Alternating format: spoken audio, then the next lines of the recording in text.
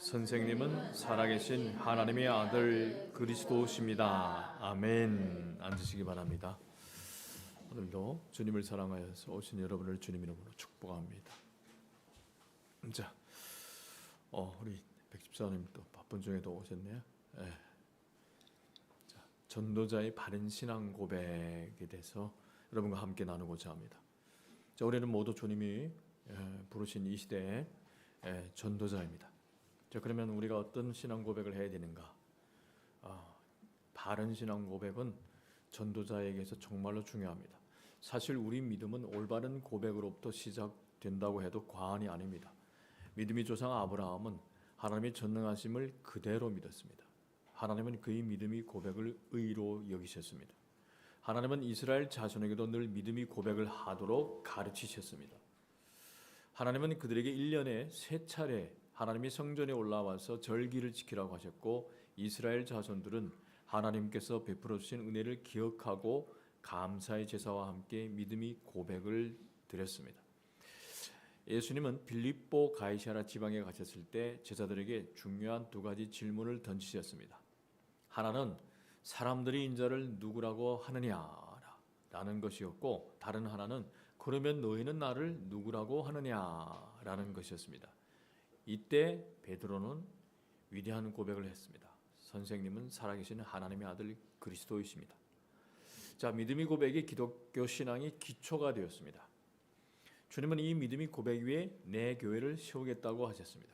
그리고 이때부터 주님은 자기가 반드시 예루살렘에 올라가야 하며 장로들과 대제사장들과 율법학자들에게 많은 고난을 받고 죽임을 당해야 하며 살째 되는 날에 살아나야 한다는 것을 제자들에게 밝히기 시작하셨습니다. 그러면 왜 주님은 베드로의 신앙 고백이 있고 난 다음에 사역의 핵심인 십자가의 죽음과 부활에 대해 가르치셨을까요? 많은 이야기를 할 수 있지만 예수님을 바로 알고 바로 고백하는 것이 진정한 제자로서의 삶을 출발할 수 있다고 보았기 때문입니다. 자, 전도자도 마찬가지입니다. 예수님이 누구시며 예수님이 십자가 사건과 부활이 우리에게 어떤 의미를 분명히 알고 고백할 수 있어야 우리는 전도자가 될 수 있습니다. 희미한 고백으로 주님을 따를 수 없고 자신만만하게 복음을 전할 수 없습니다. 자, 우리가 정말 이 시대에 정말 주님이 기뻐하는 전도자가 되려면 바른 신앙 고백, 바른 신학 위에 굳게 서야 합니다. 그러므로 오늘 우리는 전도자가 가져야 할 바른 신앙 고백에 대해서 여러분과 함께 나누고자 합니다. 우리가 예수님을 믿습니다라고 할 때 이 말의 정확한 표현은 예수님을 주와 그리스도로 믿습니다는 말입니다. 자, 기독교 신앙은 예수님의 교훈이나 예수님의 행적보다 예수님 그분 자체의 모든 초점이 맞춰져 있습니다. 물론 우리는 예수님이 교훈을 소중히 여기고 예수님을 닮아가고 그분이 말씀대로 살아야 합니다. 그러나 그 전에 먼저 예수님을 주와 그리스도로 믿어야 합니다. 기독교 신앙이 다른 종교와 다른 독특성이 바로 여기에 있습니다. 사람들은 죄를 안 짓고 착하게 살면 되지 왜 꼭 예수를 믿어야 합니까? 라고 물을 수 있습니다. 사실 이 물음 자체는 잘못된 겁니다. 사람은 죄를 안 짓고 살 수 있는 존재가 아니기 때문입니다. 사람들은 착하게 살면 좋은 곳, 천국에 갈 수 있다고 착각합니다. 물론 착하게 사는 것이 좋지만 착하게 산다고 인생이 문제가 없는 것이 아닙니다. 왜냐하면 예수님이 아니고서는 해결될 수 없는 3가지 문제를 모든 사람이 가지고 있기 때문입니다. 그것은 바로 죄와 죽음 그리고 심판입니다. 이것을 우리는 인생의 근본 문제라고 말합니다. 창세기 3장 이후에 모든 사람이 생명의 근원이신 하나님과의 관계가 끊어져 있습니다. 그리고 일평생 죄를 짓고 그 죄로 인해 고통당하며 살아가고 있습니다. 그래서 성경은 모든 사람이 죄를 범하였습니다. 그래서 사람은 하나님의 영광에 못 미치는 처지에 놓여 있습니다 라고 말합니다. 그리고 사람들이 죄의 배후에는 마귀가 있습니다. 마귀는 사람들을 미혹하여 계속 죄에 묶여 살도록 속이고 있습니다. 이것을 사도 바울은 고린도후서 4장 4절에서 이렇게 말했습니다. 그들이 경우를 두고 말하면 이 세상의 신이 믿지 않는 자들이 마음을 어둡게 하여서 하나님의 형상이신 그리스도의 영광을 선포하는 복음의 빛을 보지 못하게 한 것입니다. 따라서 사람은 스스로 하나님을 알 수도 없고 만날 수도 없습니다. 그래서 하나님께서 그 아들을 그리스도 구원자로 세상에 보내주셨습니다. 그렇기 때문에 베드로가 예수님을 주는 그리스도시요 살아계신 하나님의 아들이라고 고백한 것은 굉장한 것입니다. 이 고백이야말로 성경이 말하려는 핵심이요 교회의 기초입니다. 이 신앙 고백이 세계의 역사를 바꾸어 놓았다고 해도 과언이 아닙니다. 그리스도란 말은 어떤 의미입니까? 그리고 그 의미가 왜 중요할까? 그리스도는 기름 부음 받은 자. 그리스어로는 그리스도, 히브리어로는 메시아입니다. 메시아. 원래 그리스도라는 말은 헬라어로 기름 부음을 받은 자라는 의미를 가지고 있습니다. 구약 성경에 보게 되면 하나님의 일을 맡은 사람이 머리에 기름을 부어 사역을 하도록 하여 있습니다. 다른 말로 표현하면 하나님이 종에게 기름을 부었습니다. 구약 시대는 세 종류의 사람들에게 기름을 부어 하나님의 일을 하게 하셨는데 제사장과 왕과 선지자가 바로 그들입니다. 그런데 구약 성경은 기름 부어 세운 어떤 제사장 개인이나 왕, 선지자 개인을 그리스도라고 말한 적이 없습니다. 이 세 가지 사역을 모두 앞으로 완성하실 분이 오실 것이라고 예언했습니다. 그분이 메시아 곧 그리스도입니다. 그런데 예수님이 이 땅에 몸을 우리처럼 육신을 입고 오셔서 이 세 가지 사역을 완성하셨습니다. 베드로가 이것을 알고 예수님이 그리스도이시라고 고백했습니다. 예수님이 바로 구약 성경에서 오시리라고 오랫동안 예언한 바로 그 메시아, 곧 제사장이 사역, 왕이 사역, 선지자의 역할을 완성하신 분이라는 것입니다. 그러니 베드로의 고백이 얼마나 놀라운 것입니까? 그래서 예수님은 이렇게 말씀하셨습니다. 시몬 바요나야, 너는 복이 있다. 너에게 이것을 알려주신 분은 사람이 아니라 하늘에 계신 나의 아버지시다. 자, 그렇다면 예수님은 이 세 가지 사역을 어떻게 이루셨을까? 첫째, 구약의 제사장은 하나님과 사람 사이에서 중보자의 역할을 했습니다. 사람들이 죄를 사함 받기 위해 짐승을 가지고 오면 제사장은 그 사람을 대신하여 짐승을 죽여서 그 피를 제단에 뿌려 속죄의 제사를 드렸습니다. 그리고 그리스도로 이 땅에 오신 예수님은 짐승을 잡아 피를 제단에 뿌리는 대신 당신 자신을 속죄의 제물로 하나님께 드렸습니다. 자, 십자가에서 피를 흘려 죽으심으로 사람의 죄를 해결해 주셨습니다. 이렇게 하심으로 예수님은 제사장 직분을 감당하셨습니다. 그래서 세례요한은 예수님을 가리켜 보시오, 세상 죄를 지고 가는 하나님이 어린 양입니다 라고 말했습니다. 둘째, 구약의 왕들은 힘과 권세를 가지고 하나님의 나라를 확장하고 적으로부터 백성을 보호하는 일을 했습니다. 하나님의 명령에 따라 전쟁에 나가 하나님 나라를 확장했고 원수들을 이겼습니다.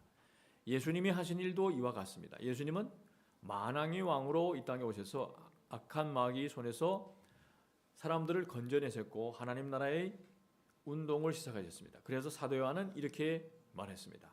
하나님의 아들이 나타나신 목적은 악마의 일을 멸하시는 것입니다.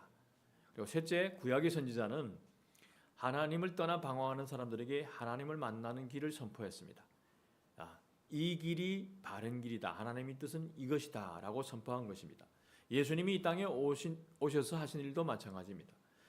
예수님은 사람들에게 하나님을 만나는 길에 대해 말씀하셨습니다. 그리고 자신이 바로 그 길이라고 분명히 선포하셨습니다. 그래서 예수님은 요한복음 14장 6절에 나는 길이요 진리요 생명이니 나를 거치지 않고서는 아무도 아버지께로 갈 사람이 없다고 분명히 말씀하셨습니다. 예수님은 이 세 가지 일을 이루기 위해 이 땅에 오셨습니다. 제사장의 사역, 왕의 사역, 그리고 선지자의 사역을 공생의 기간에 완성하셨습니다. 많은 병자들을 고치셨고 귀신들을 내쫓으셨으며 하나님 나라를 선포하셨습니다. 그리고 결국 우리를 대신해 십자가에 죽으셨고 사흘 만에 죽은 자 가운데서 다시 살아나셨습니다. 그래서 우리는 예수님을 그리스도로 고백합니다. 이 세상에 그 어떤 사람도 우리 죄를 대신하여 죽은 사람도 없고 또한 죽은 자 가운데서 부활한 자도 없습니다. 예. 오직 예수님만이 십자가에서 죽으셨다가 사흘 만에 부활하셨습니다. 그리고 지금도 살아계셔서 세상을 통치하고 계십니다. 자, 전도자들이 고백해야 할 또 하나의 하나님의 또 하나의 신앙 고백은 예수님을 주 퀴리오스, 주라고 고백하는 것입니다. 초대교회 성도들은 예수님을 그리스도와 주로 고백했습니다. 베드로 사도는 사도행전 2장 36절에서 하나님께서는 여러분이 십자가에 못 박은 이 예수를 주님과 그리스도가 되게 하셨습니다. 라고 선포했습니다. 여기서 우리는 주와 그리스도라는 고백이 초대교회 성도들이 신앙 고백이었다는 것을 짐작할 수 있습니다. 주는 주인이란 말입니다. 당시 로마 세계에서는 노예들이 주인을 퀴리오스라고 불렀습니다. 주인이란 말입니다. 만약 우리가 예수님을 주인이라고 고백한다면 우리는 그분이 노예요 하인이라는 고백입니다. 예. 그러면 노예와 하인은 야, 너 이거 해라 이렇게 되면 왜요? 내가 왜 해야 되는데요? 이렇게 감히 대꾸 질문을 할 수 없어요. 노예와 하인은 무조건 예스입니다. 예. 예. 그런데 우리는 주님을 주님이라고 입술로만 고백하면서 주님이 야, 너 저 이웃을 도와라 이러면 왜요? 왜 도와야죠? 예. 저도 살기 힘든데 헌금해라 이러면 왜 헌금해야 되죠? 예. 그것이 바로 우리가 진정으로 예수님을 주인으로 모시지 못하는 것입니다. 예. 진정으로 정말 그분을 주님으로 고백하며 그분이 종이라고 우리가 믿으면 예수님의 말씀에 절대적으로 순종할 수밖에 없습니다. 그런데 오늘날 많은 그리스도인들은 예수님을 그리스도로만 고백하기 원합니다. 예. 주님이라는 고백을 잘하지 못합니다. 물론 기도할 때 우리는 주여, 주여라고 외치지만 사실 그 의미를 잘 모르고 외치고 있습니다. 예. 왜 주라는 고백을 잘하지 못할까? 그것은 너무 아직도 자기 중심적이기 때문입니다. 현대 그리스도인들은 자기가 원하는 것만을 하면서 자기 욕망을 채우려고 합니다. 예수님이 그리스도여 모든 문제의 해결자여 기도하면 주님이 응답하신다고 믿습니다. 물론 잘하는 것입니다. 그러나 예수님은 그리스도이시면서 동시에 우리 주인이시라는 것을 알아야 합니다. 예수님을 주로 고백한다면 반드시 그분이 말씀에 순종해야 됩니다. 그러면 예 주님이라고 고백해야만 합니다. 또한 예수님의 명령을 절대로 의심해서는 안 됩니다. 주님의 명령은 언제나 옳을 뿐만 아니라 최선입니다. 주님의 명령을 못 들은 채 하거나 그것을 토론하거나 논쟁거리로 삼지 말아야 합니다. 동성애가 죄다 이러면 죄입니다. 왜 그걸 토론해야 됩니까? 예. 자, 명령에는 단지 순종만 있을 뿐입니다. 예. 종에게는 순종할 것인가 말 것인가를 선택할 권리가 없습니다. 예. 사도행전에 보면 주님의 제자들은 주님의 말씀에 무조건 순종했습니다. 베드로와 요한이 주님의 말씀에 순종했고 그들은 하나님의 기적을 경험했습니다. 7 집사 중 2사람 스데반과 빌립도 주님의 말씀에 순종했고 그들을 통해 복음이 온 유대와 사마리아로 그리고 에티오피아로 퍼져갔습니다. 사도 바울 역시 주님의 말씀에 순종했고 그를 통해 복음이 유럽으로 퍼져나갔습니다. 왜 주님의 제자들은 주님의 말씀에 순종했을까요? 예수님이 바로 주님이셨기 때문입니다. 그러니까 예수님이 그 부활을 경험한 거예요. 따라서 우리도 예수님을 주님으로 고백하고 순종해야 합니다. 이러할 때 전도자의 능력이 우리를 통해서 나타납니다.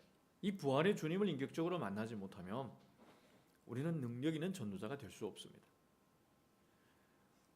사도신경은 주기도문과 더불어 모든 교회에서 암송되고 있습니다. 그런데 이 교회에 침투한 이단들은 입술이 흉내를 내지만은 이 고백을 하지 않습니다. 그런데 주기도문은 성경에 기록되어 있는 반면에 사도신경은 성경 가운데서 그 내용을 찾자 해도 일치하는 기록을 우리가 찾을 수 없습니다. 그럼에도 불구하고 사도신경이 오늘 이르기까지 교회에 계속 암송되고 사랑받고 있는 것은 구원에 대한 진리가 함축적으로 잘 표현되어 있기 때문입니다. 자, 교회사를 우리가 살펴보면 베드로의 신앙 고백을 기초로 해서 단편적인 신앙 고백들이 교회 안에 있었습니다. 그래서 학자들 사이에 2세기 초 중반부터 교회에서 공동으로 고백한 신앙 고백들, 신조들이 존재했다고 알려지고 있지만 사실 명확하지는 않습니다. 지금이 사도신경이 모체가 된 것은 주후 400년경이 라틴어로 된 로마 교회의 신조였다는 것에 대부분의 학자들이 동의합니다.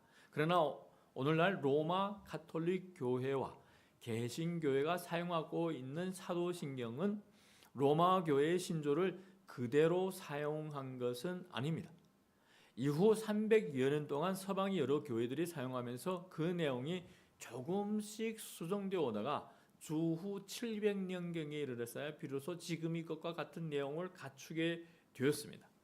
그리고 주 900년경이 되어서야 지금 우리가 사용하고 있는 사도신경이 동방교회를 제외한 모든 교회에서 공식적으로 사용하게 됐습니다. 동방교회는 예나 지금이나 사도신경을 공식적으로 신앙 고백으로 채택한 바가 없고 그 대신 동서방교회가 함께 그 정통성을 인정하고 있는 니케아 신조가 지금까지 사용하고 있습니다. 이거는 그냥 알고 있으면 됩니다. 사도신경은 인간의 구원과 관련된 성경의 진리를 요약해서 구원의 주체인 삼위 하나님의 사역을 정리한 겁니다. 그러므로 사도신경이 성경 자체와 동일한 권위를 갖는다고 말하기는 어렵지만 성경에서 구원의 진리를 추출한 것이기 때문에 엑기스를 뽑아낸 것이기 때문에 진리 말씀인 성경과는 완전한 조화를 이루는 성경적인 것이라고 할 수 있습니다. 그래서 사도신경이 중요한 이유는 크게 세 가지인데, 첫째, 방대한 기독교의 구원 진리를 간결한 형태로 정리하여 일관성 있는 진리를 사람들에게 교육하고 있기 때문입니다. 둘째, 기독교의 순수성을 해치는 이단이 그릇된 견해를 분별하는 기준이 되기 때문입니다.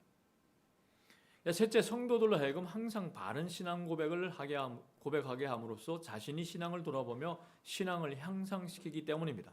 따라서 만약 어떤 사람이 우리가 믿고 고백하는 것과 다르게 고백한다면 그 사람의 신앙은 문제가 있는 것이라고 판단할 수 있습니다. 그래서 사도신경을 우리가 형식적으로 그냥 졸면서 하는 게 아니에요. 전능하사 천지를 만드시. 이거에 대한 바른 이해가 있으면 다른 사람이 신앙 고백을 다르게 하네 이러면 이 사람 이단이 아닐까 의심해 볼 수 있는 거예요.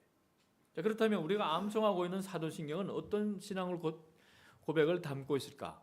사도신경은 삼위일체 하나님과 더불어 우리가 믿고 있는 중요한 8가지 고백을 포함하고 있는데, 첫째, 사도신경을 보면 우리는 성부 하나님을 믿습니다.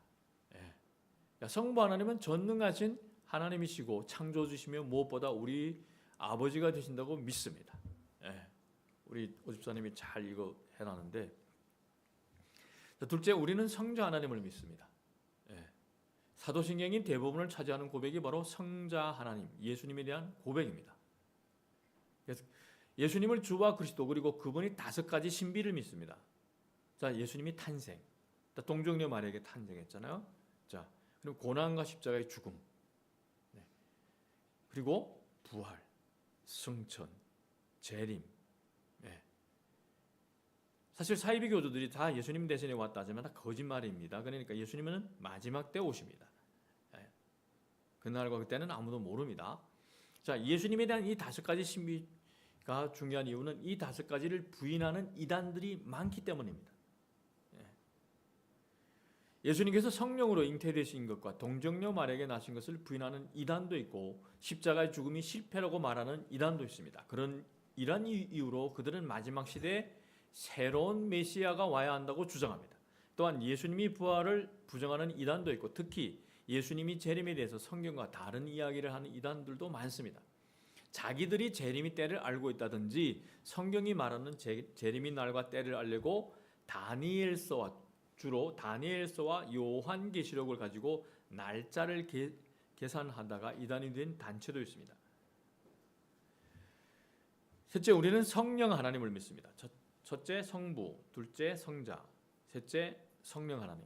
성령님이 실제로 우리 안에 오셔서 내주하시고 성령으로 충만하게 하심으로 우리로 하여금 세상에서 예수님이 증인으로 살게 하시며 승리하도록 도우신다는 것을 믿습니다. 자, 그래서 성령님에 대한 잘못된 이론을 말하는 것을 늘 경계해야 됩니다. 성경을 보면 성령 하나님에 대해 비인격적인 것들로 비유하기도 했지만은 바람, 불, 비둘기 혹은 기름, 물 등 그렇다고 이 상징적인 것입니다. 상징적인 건데 성령 하나님이 비인격적인 분은 결코 아닙니다. 성령 하나님은 인격적인 하나님, 제3위 하나님이십니다. 자, 그것이 아닙니다. 그분입니다. 그분. 예. 그래서 자꾸 너무 성령 운동을 하면서 불, 바람, 이렇게 자꾸 이런 걸 하다 보니까 우리는 성령 하나님을 그것이라고 생각할 때였습니다. 에너지나 신비한 어떤 그 영역으로 생각합니다. 근데 그분입니다. 그분. 예. 그래서 어떤 분들이 마치 성령 하나님을 어떤 에너지로 생각해서 성령 받으라 이랍니다. 이거는 잘못된 겁니다. 예. 성령 하나님을 어떻게 막 이렇게 내가 막 좌우지하면서 받으라 이렇게 하면 성령 하나님 이건 잘못된 겁니다. 성령님은 우리가 마음대로 할 수 있는 조정할 수 있는 분이 아닙니다. 예. 오히려 성령님이 우리를 움직일 수 있고 주도적으로 일하십니다. 우리가 이 말씀을 통해서 예수님을 바라보면 그때 성령님이 우리를 움직여 주십니다. 예. 변호해 주시고 보호해 주시고 인도해 주시고. 그래서 성령 받아라 이거는 비성경적입니다. 넷째, 우리는 거룩한 공예를 믿습니다. 공예의 하나인 교회, 전 우주적인 교회, 바로 예수 그리스도의 몸인 교회를 믿습니다. 거룩한 공예, 이건 말하는 전 우주적인 교회, 그리스도의 몸인 교회를 말합니다.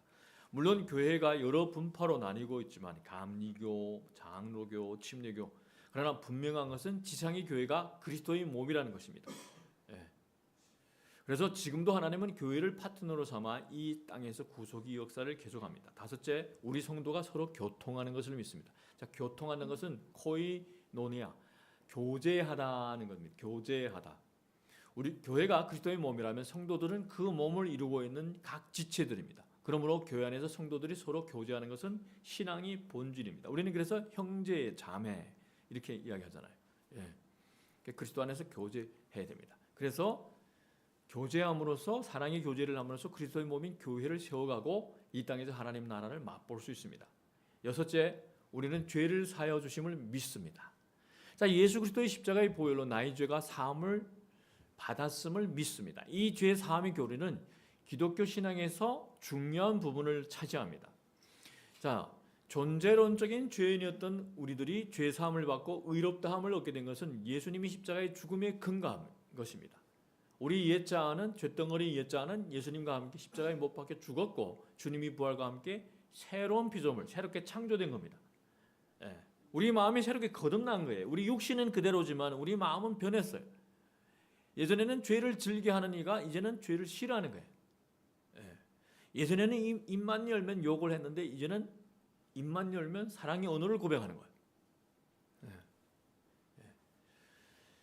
자, 그렇지만 이렇게 죄에 대해 죽고 의에 대해 살아났지만 그럼에도 불구하고 우리 자신도 모르게 또다시 죄를 범할 수 있습니다. 예수님을 바라보지 않은 순간에 곧바로 우리는 옛 자아에 대해 움직일 수 있어요. 그럴 때마다 우리가 죄를 자백하고 회개하면 주님은 미쁘시고 의로우사 그때마다 사하여 주십니다. 잘못했습니다. 이러면 고백하면 용서해 줍니다. 일곱째, 우리는 몸이 다시 사는 것을 믿습니다. 이것은 육체의 부활을 믿는 겁니다. 이 세상에 많은 종교가 있지만 몸이 부활을 말하는 종교는 기독교밖에 없습니다. 성경은 우리 영혼만 구원받는 것이 아니라 우리 몸까지도 다시 살게 하신다고 말합니다. 그러므로 육체는 악한 것이고 영혼만이 선한 것이라고 가르치는 것은 잘못된 것입니다. 우리 몸은 하나님의 형상대로 창조되었고 예수님께서도 이러한 몸을 입고 이 땅에 오셨고 마지막 날 이 세상을 심판하는 마지막 날 주님이 재림하실 때 영광스러운 몸으로 다시 살릴 것을 우리는 믿습니다. 예. 마지막 여덟째는 우리는 영원히 사는 것을 믿습니다. 영원히 사는 것은 영생입니다. 물론 영생이란 시간적인 의미도 있겠지만 더 중요한 것은 영원하신 하나님의 생명이 우리 안에 있다는 것입니다. 특히 요한복음 17장 3절에서 영생은 오직 한 분이신 참 하나님을 알고 또 아버지께서 보내신 예수 그리스도를 아는 것입니다. 자, 예수님을 알아야 예수님 안에 거해야 영생을 얻을 수 있습니다. 예수님이 바로 영생 그 자체입니다. 여기서 아는 것이란 관계를 의미합니다. 예수님과의 인격적인 관계, 친밀한 사귐. 그러므로 영생이란 그분과의 친밀한 관계와 사귐에 있는 겁니다. 우리가 그분 안에 있고 그분이 우리 안에 있는 겁니다. 우리는 이 사도신경을 소중히 여기고 날마다 고백해야 합니다. 그렇게 함으로써 우리 믿는 바른 신앙이 수천 년의 시간을 뛰어넘어서 주님의 제자들 곧 사도들의 고백과 이어지도록 해야 하는 것입니다. 자, 요즘 주변에 미혹하는 이단들을 우리는 주의해야 합니다. 성경에는 마지막 시대가 되면 미혹하는 자들이 많이 일어날 것이라고 말씀합니다. 우리도 수요일날이나 노방전도 나갈 때 이단과 자꾸 부딪힙니다. 또 우리한테 도전적으로 다가오는 이단들도 있습니다. 한번 떠보자고. 그런데 우리가 부활의 주님을 정말 확신 있게 선포하고 증인하면 그들이 도망치는 것을 지금까지 많이 경험합니다. 진짜니까. 진짜니까 당당하게 그러니까 처음에는 맞짱을 뜨자고 옵니다. 왜냐하면 이 부활의 주님을 경험하지 못한 그리스도인들이 많아요. 그래서 그들도 아마 다가가서 여러 번 또 자기들이 이겼다고 느낌을 받은 적이 있겠죠. 그래서 다가오는 경우도 있어요. 그런데 우리가 정말 그 주님과의 사귐에 대한 것이 확실하면 이야기하면 그들이 도망갑니다. 현재 활동 중인 이단 단체들이 많지만은요, 그 중에서 한국교회에 상당한 위협이 되는 이단들을 몇 가지로 정리해 보면 바로 처음에 지금 가장 1위가 신천지겠죠. 요즘 한국교회에 가장 큰 위협이 되는 것이 신천지 이단입니다. 네, 지금 이들은 아주 노골적으로 포기하고 있어요. 네. 예전에는 숨어서 포기했습니다. 위장교회로. 지금도 위장교회가 많지만은 유독 신천지가 한국교회의 주목을 받는 이유는 과거 사이비 이단들처럼 전단지를 나눠주는 단순한 포교 방법을 뛰어넘어 교회로 직접 침투하여 교회 행실을 하거나 추수꾼을 파견합니다. 온갖 모략으로 교회를 혼란에 빠뜨려 통째로 삼키려는 강교한 모략을 사용하기 때문입니다. 그래서 일단 교회에 들어와서 등록을 합니다. 그리고 어느 정도 전화번호 받거나 어느 특정한 약한 사람들, 특히 목회자에게 어떤 반감이 있거나 교회에 불만 있는 사람들을 접촉하면서 교제하면서 내가 잘 아는 성경 공부하는 곳이 있다며 미혹합니다. 그리고 한 사람씩 빼가기 시작합니다. 신천지 이런 포교 방식의 기성교회 성도들은 이상하리만치 쉽게 미혹되고 그들이 가르치는 거짓 메시지에 빠지면서 대부분 이 교회들이 정말 많은 상처를 경험했습니다. 그래서 무료 성경신학교를 통해서 그들이 그동안 몸집을 불렸습니다. 이거는 또 우리 한국교회가 반성해야 할 부분입니다. 진정한 예수 그리스도를 우리가 성경적인 예수님을 바로 가르치지 못했기 때문입니다. 이들은 교주인 이만희를 재림 예수로 믿고 있습니다. 아무리 내가 사진을 뜯어봐도 예수님 모습이나 이런 걸 보이지 않는데 정말 볼품도 없어요. 우리 대한민국 이 남자들이 잘생긴 꼬미남들이 많잖아요. 근데 봤는데 정말 볼품이 없는 할아버지예요. 그 할아버지. 그런데 이게 뭔가 쓰이면요, 그런 할아버지도 막 백마 타고 나타나면 하나님처럼 보이나 봐요. 사도행전에 기록된 구름 타고 다시 오실 예수님이라는 구절에서 이들은 구름을 영으로 해석합니다. 예수님이 영으로 이만희 속에 들어왔다고 가르칩니다. 그리고 그 증거로 이만희 교주가 기가 막힌 영적인 가르침을 내세우고 있습니다. 그러니까 무식하니까, 성령에 대해서 공부 안 하니까 무식하니까 이 이만희 비유풀이와 성경 짝짓기에 넘어가는 겁니다. 신학을 했다는 목회자를 비롯해서 성도들 다 넘어갑니다. 그냥 형식적인 교회 생활을 하니까, 형식적으로 어떤 그런 신학교 생활을 했으니까 모르니까, 무식하니까 넘어간 겁니다. 특히 이들은 훈련받은 추수꾼들을 개교회로 침투시키면서 추수꾼들에게 두 가지 훈련을 시킨다고 합니다. 하나는 거짓말입니다. 또 연기 훈련을 기록시킨다고 합니다. 그래서 그들이 연기는 기막히다고 합니다. 그래서 이런 연기 훈련을 자기들이 말로는 천국 탤런트 훈련이라고 합니다. 아주 거짓말을 하는데 그냥 진짜 그냥 연기가. 그 외에 입막음 훈련, 신천지임에서도 기존교회 성도인 것처럼 주일날 교회에 출석하는 이들을 잘 하도록 훈련합니다. 제자 훈련까지 다 받습니다. 근데 이들이 대부분 이렇게 보게 되면 깊게 안수를 하면 그 다음에 실체가 드러나는 경우가 많아요. 그러니까 안수하는 거 싫어해요. 우리 교회도 들어왔다가 안수를 하니까 있잖아요. 왜죠? 생명책에서 기록 지워질까 봐 두려워하는 거예요. 사도신경을 흉내를 냅니다. 근데 입술을 통해서 고백을 하지 않아요. 그래서 기존 교회에 그대로 출석하고 있는 사람들 출신 추수꾼이라고 부릅니다. 주일은 자기 교회에 출석하게 하고 평일에 훈련받게 합니다. 그래서 그들은 자신들이 교회를 주말 농장이라고 부르고 있습니다. 그래서 왜 신천지가 위험하냐? 주님이 몸인 교회를 파괴하고 있기 때문입니다. 예수님은 당신이 핏값으로 교회를 세우셨는데 그들은 지금도 추수꾼을 보내서 교회의 성도들을 도둑질해가며 교회를 파괴하고 있습니다. 그래서 우리가 아무나 받아들일 수 없는 겁니다. 그래서 확인하고 검증하면서 자꾸 파냅니다. 사실 그들을 지금까지 받아들였더라면 우리가 많이 몸통을 불렀지만은 어느 순간에 넘어집니다. 그래서 교만했던 분들이 나는 정말 이렇게 기도하는 사람이야, 나는 정말 이렇게 말씀이 능통한 사람이야 하고 받아들였다가 교회가 깨진 경우가 허다합니다. 그리고 여호와의 증인입니다. 여호와의 증인은 그들이 왕국회관이라 부르는 곳에서 모임을 갖습니다. 왕국회관이란 장차 이 땅에 이루어질 왕국을 말합니다.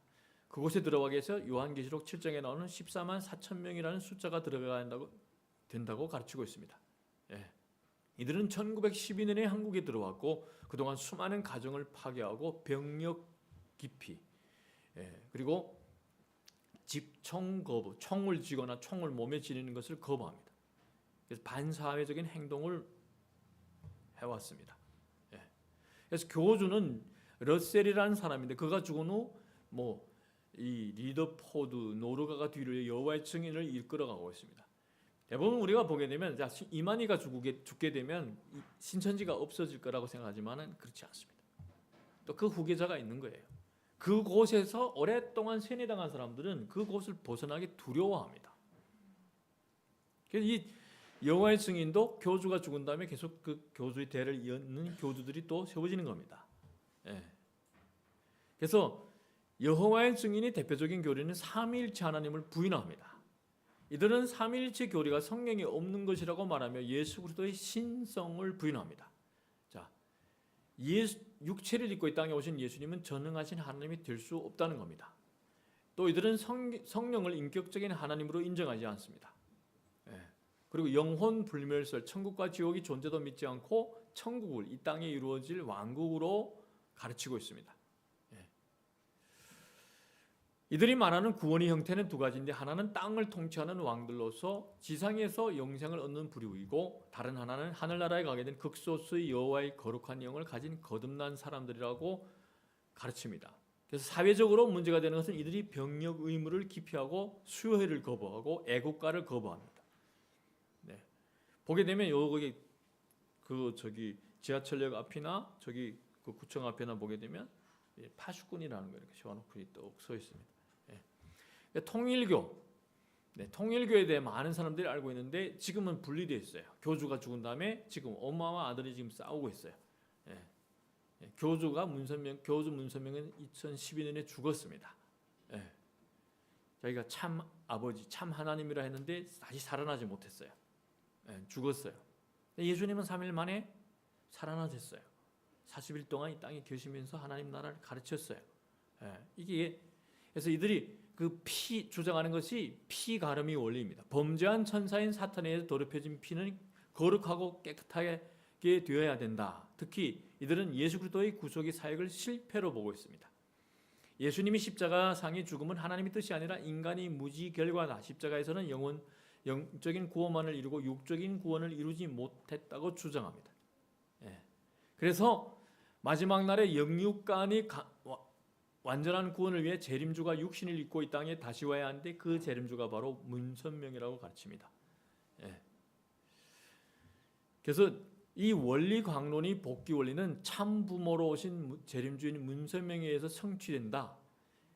혈통적 탕감이라고 말하고 있고 이것을 강조하고 있습니다. 그래서 통일교에서는 합동 결혼식을 통해 혈통을 복귀하는 일을 하고 있습니다. 내가 서로가 남녀가 교제해서 사랑해야 되니까 지명해 주는 거예요. 지명해 주면 흑인이든 백인이든 결혼해야 되는 거예요. 예. 그리고 네 번째, 이 주변에 본부를 두고 있는 하나님의 교회입니다. 안산홍 증인회라고도 합니다. 하나님의 교회라는 이름으로 활동하는 이들은 안산홍이라는 사람을 교주로 삼고 있습니다. 그러나 안산홍은 이미 죽었고 그 부인 장길자가 이 단체를 이끌어 나가고 있습니다. 그 장길자를 받쳐주는 게 김철수 회장이라고. 이들은 성부 시대는 여호와 하나님 이름으로 구원을 받았고 성자 시대는 예수 그리스도의 이름으로 구원받았지만은 성령 시대인 지금은 보혜사 성령으로 온 안산홍 하나님의 이름으로 구원을 받는다고 가르칩니다. 그래서 이들과 물어보면 자기들도 예수님을 믿는다요. 왜냐하면 성자 시대는 예수 그리스도의 이름으로 구원받았지만은 성령 시대는 보혜사 성령으로 오는 안산홍 하나님의 이름으로 구원을 받는다고 가르치기 때문입니다. 그래서 부산 석계공원에 가게 되면 묘지가 있는데 그 묘비에는 선지자 엘리야 안산홍의 묘라고 쓰여져 있습니다. 그래서 그 하나님의 교회 홈페이지에는 안산홍이 1985년 2월달에 승천했다고 변명합니다. 그리고 이들은 예수님이 가르쳐주는 기도 대신 안산홍 아버지 이름으로 기도하라고 가르칩니다. 잘못된 겁니다. 그래서 이들은 안산홍 씨 두 번째 아내 장길자가 하나님의 신부, 곧 하나님의 어머니라고 가르칩니다. 그래서 하나님의 교회 정관에는 하나님 장길자에 대해 이렇게 주장합니다. 이 마지막 시대인 성령 시대는 성경이 증거대로 새 이름으로 이 땅에 오신 성령 하나님 안산홍의 이름과 성령 하나님의 신부 되시는 어머니 하나님 장길자를 믿음으로 구원을 받는다는 진리를 믿는다. 우리가 똑같은 사람들이에요. 우리가 서로를 보면서 우리를 믿으면서 구원을 받을 수 있는지 검증해 보십시오. 똑같아요. 받을 수 없습니다. 특히 이들은 구약을 강조합니다. 유월절을 믿습니까? 늘 그거 있잖아요. 유월절을 지켜야 한다고 강조합니다. 성령 하나님이신 안산홍의 이름으로 기도하고 예배에는 모세가 호렙산에서 신을 벗은 것 같이 반드시 신을 벗어야 하고 여자는 머리에 수건을 씁니다. 두 권을 쓰도록. 지금도 자신들이 14만 4천 명에 속한 자들이며 이 숫자가 차면 안산홍이 공중 재림하면서 지구는 흔적도 없이 멸망할 것이라고 가르치고 있습니다.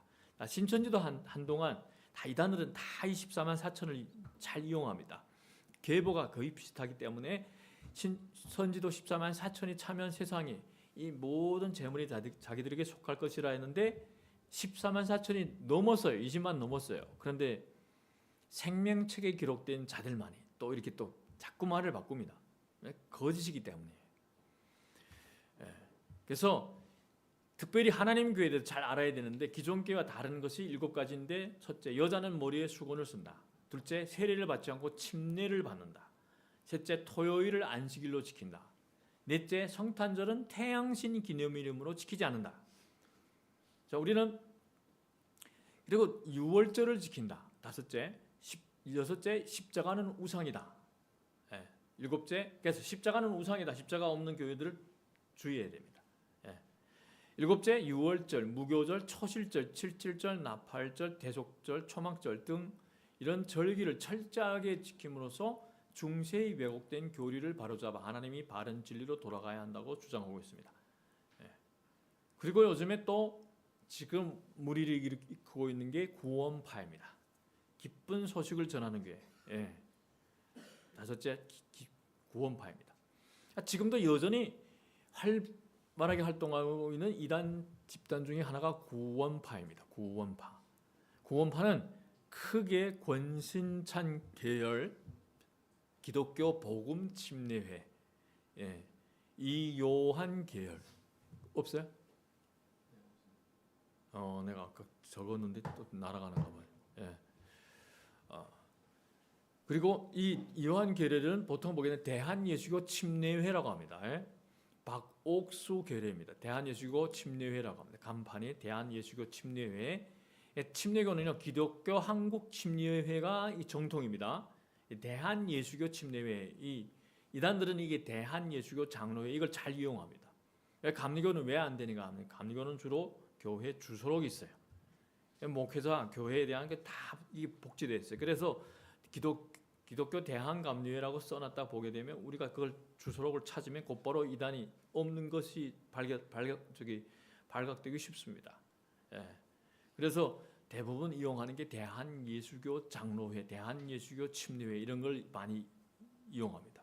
구원파의 핵심 교리는 구원론입니다. 이들은 성경이 가르치고 있는 의지적인 회개와 결단은 배제하고 말씀을 읽다가 깨달아지기만 하면 인간의 영, 즉 양심의 해방과 자유가 온다고 주장합니다. 또한 죄인과 의인의 개념을 기성교와 다르게 해석하여 구원받은 후에는 회개가 필요 없다고 생각합니다. 믿음으로 구원받았으므로 주일 성수, 새벽기도, 11조와 같은 율법이 소산들을 행할 필요가 없다고 가르치고 있습니다. 이거는 굉장히 편안하게 생활을 하기를 원하는 이런 사람들이 마음에 쏙쏙 들어오는 거예요. 예. 그래서 이들이 기존 교회 성도들을 만났을 때 가장 먼저 묻는 질문은 구원 받으셨습니까? 그래서 평소에 바르게 신앙생활을 하지 못한 사람들, 몰래 뒤에 가서 뭐 술 마시고 노름 놀고 한 사람들이 갑자기 구원 받으셨습니까? 찔렸잖아요. 찔림을 받잖아요. 내가 구원 받았나? 막 이게 그래서 구원 받았으면 구원 받은 날짜를 이야기해 보세요. 막 구원에 대한 확신이 흔들립니다. 내가 언제 받았지? 내가 언제 받았지? 내가 구원 받았나? 막 이럴 때 애들이 그 다음에는 10단계 질문서를 가지고 들이댑니다. 예. 자, 이들은 깨달음을 통해서 구원받는다고 가르칩니다. 그리고 깨닫고 거듭난 시간, 꼭 구원받은 시간을 알아야, 영적인 생일을 알아야 구원받은 증거가 확실하다고 주장합니다.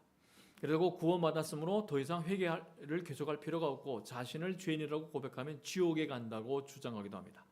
특히 이들은 기존 교회 성도들에게 죄인이냐 의인이냐를 묻습니다. 만약 죄인이라고 하면 천국은 의인만 가는 곳이고 지옥은 죄인만 가는 곳이니 지옥에 간다라고 하면서 사람들을 미혹하고 있습니다. 자, 그 외에 또 여러 이단들이 있습니다. 안식교, 몰몬교, JMS, 유광수다락방, 전능하신 하나님의 교회, 우리 교회에 많이 찾아옵니다. 교포들을 통해서. 동방번개라고 하는데 중국에서 쫓겨났습니다. 근데 여기 와서 지금 자리 잡고 있어요. 그리고 변승우 그쪽도, 직통계시 그쪽도.